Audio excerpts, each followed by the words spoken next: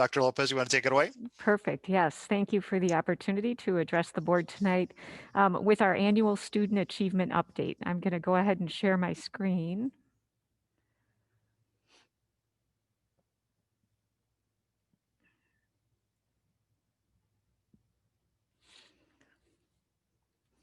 Here we go. And in our annual student achievement update, we look at both the achievement of students and also at their growth. We typically use national norms to review our achievement scores on each test. And our growth scores really tell us how much our students are growing compared to students in other schools across the nation. So growth is a really important measure, especially for students who maybe haven't yet hit proficiency and for students who are already exceeding their goal. As always, I say this every year, but I want us to keep in mind that standardized assessments are one source of data for teaching and learning. So our teachers also measure student progress through classroom assessments and through assessments that are administered at the grade level. You'll notice that this year's student achievement update looks different because we have access to only a limited number of sources for standardized data. So tonight, we're going to look closely at two standardized assessments that we administered this past fall. We'll look at our MAP assessment in reading and math for students in second through eighth grade, and we'll also look at some early screening assessments in reading and math for students in kindergarten through second grade. And then, as we typically do at this presentation, we're going to look at the percentage of District 64 students who enrolled in accelerated classes as freshmen in District 207. But due to school closures last spring, we did not administer our spring MAP assessment. And then the Illinois State Board of Education canceled our state assessments, which include the Illinois Assessment of Readiness, the IAR, and the Illinois Science Assessment. So in addition to having limited standardized data, there are a few things that I'd like us to keep in mind as we reflect on the data that we do have. So first, because we did not administer the map last spring, we're unable to look at fall to spring growth data for 1920, but we will review our fall to fall data. So going forward, we plan to administer the spring map this year. So at the end of this year, we can look at our fall to spring data. MAP test administration was unique this year for about 30% of our students who participated in the assessment remotely. We administered the MAP assessment about 5 weeks later in the school year than we typically administer it. And NWEA has found by looking at fall data that districts are scoring 5 to 10 percentile points lower on MAP this fall in the area of math than is typical. So our remote learning model, as you know, was very different last spring before we mastered the art of Zoom instruction. So some students may not have had the opportunity to secure some skills that were taught in our spring math units. In addition to this, pacing has impacted our performance on the MAP math. This fall, the Department for Student Learning surveyed teachers about pacing, and we found that pacing has been adjusted to support students in both our remote learning and our hybrid settings. So we're moving slower, and the later introduction of concepts means that students may not have mastered some of the skills that they've typically mastered at the time that the MAP assessment was administered. Uh, we anticipate that learning will be especially impacted for younger students. At the start of each school year, our teachers spend a significant amount of time supporting students with building classroom routines and really learning about learning. And this is especially important for our kindergartners and our first graders who are just at the very beginning of their school careers. So kindergartners and first graders require a great amount of support for this in both hybrid and remote settings. And we anticipate that this will likely impact their pacing and their learning. Every 5 years or so, NWEA completes a norm study and updates the norms for MAP. And the MAP norms were updated for 2020 prior to COVID health issues. So the new norms change our percentile rank for our MAP test scores. So this chart shares data for the most recent spring administration of MAP, which was in 2019, and the 2 years prior. So in this chart, the percentile rank based on the 2020 norm study is in bold, and the percentile rank based on previous norms is shown in parentheses. In reading, you can see that our students' percentile rank is slightly lower or the same when we look at the new norms and at the prior norms. As a reminder, in 2017-18, we did begin the transition to new instructional practices in reading and writing. We do expect to see a dip in scores as we're learning this new curriculum, and then we anticipate an increase in scores because, as we've talked about in the past, this new curriculum focuses on differentiating instruction for students. In math, our students' percentile rank for achievement and growth is higher as a result of the 2020 norm study. So you can see it's at the 93rd percentile for spring of 2019, when previously it was at the 88th.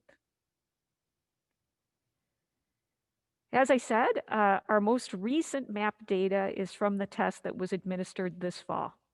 And when we look at fall achievement on the map over the last 3 years, we can see that our achievement in reading remains strong and is really consistent with our performance in previous falls. In math, our performance nationally is lower this fall than it has been in the past. And I alluded to this in an earlier slide, but intuitively, there are really a number of reasons why this makes sense, especially when we think about pacing. On the MAP test, regardless of when the assessment is administered, students can apply their reading comprehension skills to try and tackle more challenging reading questions, right? But math is a little bit different. If a student didn't have the opportunity to secure skills, for example, around, let's say, adding fractions, or maybe hasn't gotten to that topic yet, the student will not be able to get those questions correct on the assessment. So pacing has a more significant impact on performance on a math test. So our fall to fall growth scores, mirror our achievement scores. So as a reminder, when we look at percentile ranks for growth, growth at the 50th percentile is expected. It's an average rate of growth. And growth above the 50th percentile is considered above average. So you can see from this chart, from fall 2019 to fall 2020, our students demonstrated above average growth in reading. They demonstrated growth at the 56th percentile. And from fall 2019 to fall 2020, our students demonstrated below average growth in math at the 37th percentile. And again, we attribute this lack of growth to several factors, including some students not securing skills that were taught this past spring, and the later introduction of topics this fall due to adjusted pacing. And we're going to talk more in a few minutes about our plans for tackling this. Each year, as you know, District 64 tracks our students' ninth grade participation in accelerated classes in District 207. And these percentages typically do fluctuate from year to year. This fall, there was a decrease in the percentage of students pursuing accelerated placement in English language arts and science, while more than half of our students pursued challenging coursework in foreign language and in math. So these placement decisions were not impacted by school closures, as they're typically made in the winter in preparation for the next school year. Each year in September, we actually screen our kindergartners and first graders in their early math and literacy skills. And this screening information helps us understand our students' fall starting point. So it helps teachers put students into their initial instructional groups. We also have set up literacy instruction for kindergarten so that our literacy teachers co-teach with our kindergarten teachers for the first 6 weeks of school. So the screening data also helps our literacy teachers know who to focus on during this time. And this is not data that we typically share in our annual student achievement report, but we're sharing it this year to provide more information about potentially the impact of remote and hybrid learning structures. And we actually re-administered these assessments in early January. So we'll have more information about how students are progressing within the next several weeks. But in terms of reading, you could see that slightly more kindergartners in fall 2020 entered schools with letter sound skills than kindergartners did in fall 2019. A slightly higher percentage of first graders in fall 2019 entered school with sentence reading skills than first graders in fall 2020. But again, those are fairly consistent scores. And our current first graders have actually improved in reading decodable words since their fall of kindergarten, the fall of their kindergarten year. So we moved from 78% of students meeting the target to 82% of students meeting the target in reading decodable words. And our current second graders have maintained um, their grade level reading achievement on passages that they're reading at grade level. So our kindergartners and first graders are coming in with a solid foundation this fall to start their learning in reading. In terms of math, our math foundation looks as strong as reading. More kindergartners in fall 2020 entered school hitting the target for number identification than kindergartners in fall 2019, but they're fairly close, 93% and 90% respectively. You can see that 91% of first graders in fall 2020 met the target for number sequencing compared to 86% in fall 2019. So that's an area of strength for this first grade class. And our current first graders have improved in their number sequence skills since fall of their kindergarten year. They moved from 89% meeting the target to 91%. So as I shared, we're going to re-administer these reading and math assessments in January to determine the impact of our instruction this fall and to decide how to form instructional groups for winter. The Illinois School Report Card is published annually by the Illinois State Board of Education. And as you know, we've looked at report cards in the past. They share a wide range of information about the district learning environment and about student achievement. And we've actually posted each school report card to our website. And you can also look at our school report cards at illinoisreportcard.com. State assessments were not administered last spring, as I mentioned, due to school closures. And other metrics that are typically included on the school report card were also impacted. So ISBE this year has noted on the report cards which indicators were not available at all, which indicators should be interpreted with some caution because of school closures, and which results really appear more typical as they have in the past. One of the pieces of information that's presented on the school report card is the summative designation, a summative designation for each public school. So because of limited data, ISBE has reissued our same rating to each school as they received in 2019. So schools have been reissued their same summative designation as 2019. So in District 64 in 2019, 5 schools earned a commendable rating: Carpenter, Washington, Roosevelt, Emerson, and Lincoln. And 2 schools earned an exemplary rating: Field and Franklin schools. And that means that they ranked in the top 10% of schools in Illinois. You know, one of the things that our teacher teams are talking about is the most important step that we can take this year to support students. And that's to continue to closely monitor their learning and really be proactive when we're planning for anticipated gaps. And to that end, our grade level teams are first continuing to analyze student data and to plan for small group instruction. So at both K-5 and 6-8 team meetings and at our preschool team meetings, our teachers are identifying students who would benefit from more intensive small group instruction, and they're planning together for these lessons, whether we're in hybrid or in remote learning. So one of the commitments that we have is to continue to closely monitor students who are performing below grade level.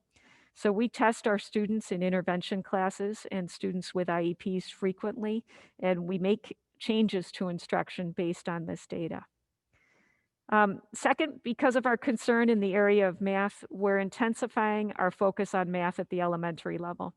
So our principals are working with grade level teams to restructure our X block time, which is our intervention time in our classrooms, to support reteaching and the reinforcement of grade level math concepts. And we've also received Title I funds for some schools. And we will be using those funds to provide students with before and after school tutoring in the area of math.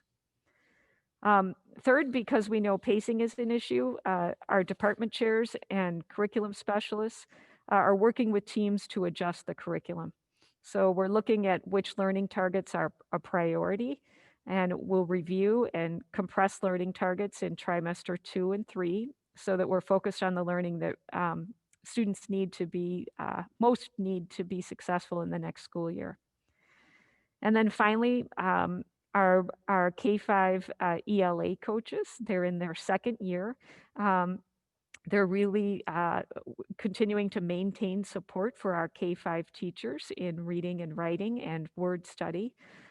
They've supported teachers extensively this year by gathering resources and creating common presentations for reading units so that teachers can focus on the skills of individual students. So they will continue with that work. I'd be happy to answer any questions that you have regarding student performance. I know our report is considerably shorter than it has been in the past because, as I said, we're missing some of that data, but I'd be happy to answer any questions that the board has. Anything from the board at this time? Maybe while we're waiting, Natasha, are there any emails that have come in during Dr. Lopez's presentation? None has come in, no. Okay, thank you. So, Dr. Lopez, do you have an approximate timeline for the possible changes to X block and tutoring? Principals have been, well, yesterday after school, we had a district-wide data day with our elementary students. And so principals are organizing data days for early January. So X-Block, in some cases, teachers are already targeting math skills, but in January, they'll be reworking X-Block to target math skills. And then before and after school tutoring starts after winter break as well. And that will happen whether we're remote or hybrid.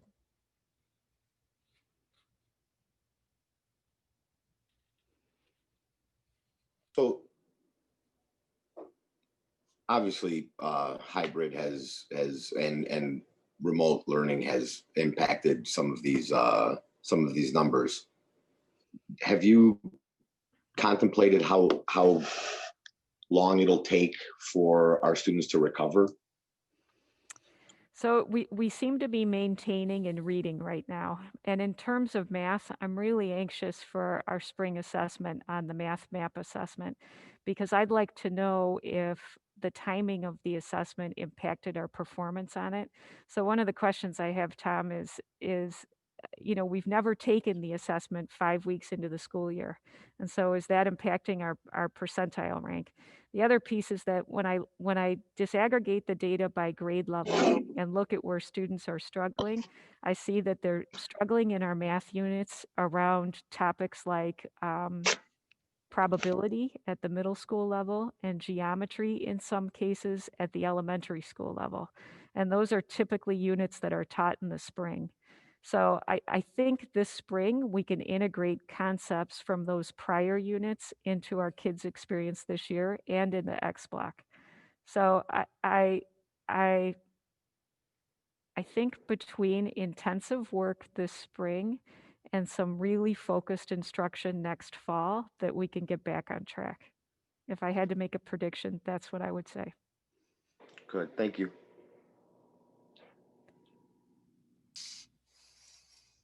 Any other questions from the board? I know Dr. Lopez has another presentation for us on summer interim session, but is there anything else on this? Oops. I just wanted to know if I don't want to put you on the spot, Dr. Olson, but what are your thoughts about math and that curriculum?